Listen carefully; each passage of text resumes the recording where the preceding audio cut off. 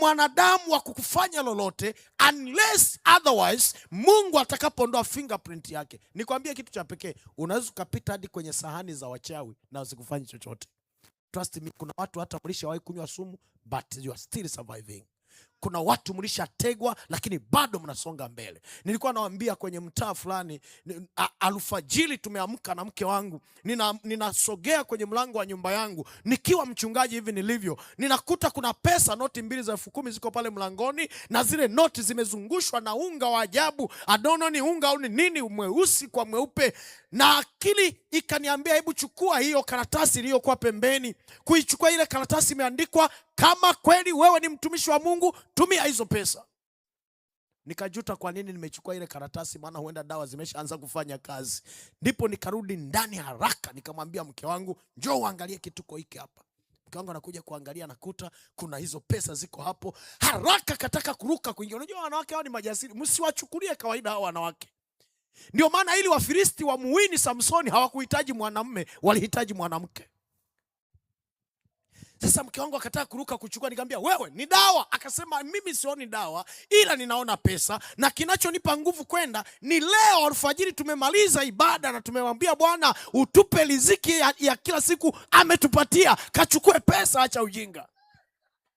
Akasema nikamwambia sawa basi kachukue.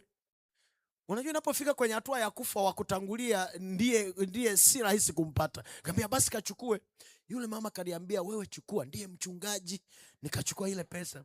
Sasa angalia, nimechukua zile pesa, kwa kweli akaniambia sasa kimbia sokoni kalete matunda tule, maana Bwana ametubariki. Nikaleta. Baadaye usiku nikashangaa, moja ya vitu vilivyonishangaza kwenye maombi, anasema wale waliotuletea walete tena. Yani ana invite wachawi tena kuja, as long as wanakuja na kitu. Oh my God, kuna wakati hata wachawi wana thamani katika maisha ya mtu.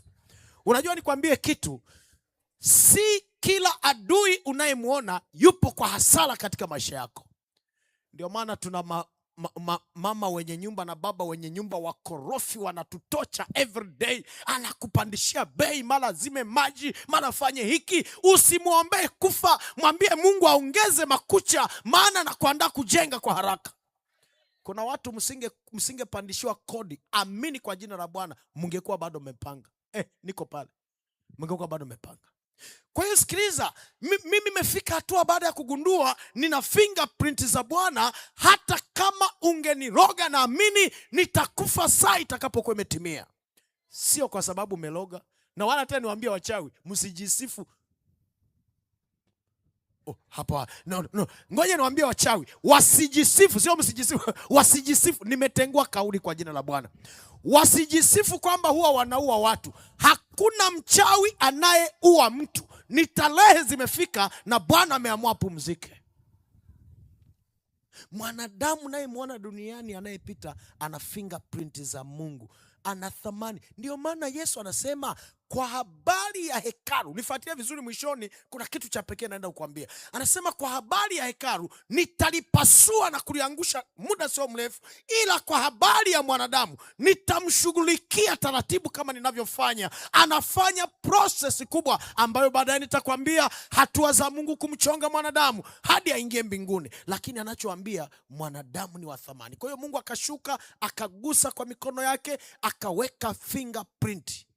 Uwe mwembamba, uwe mnene, uwe mweusi, uwe mweupe, uwe mfupi, uwe mrefu, uwe maskini, uwe tajiri, una fingerprint za Bwana.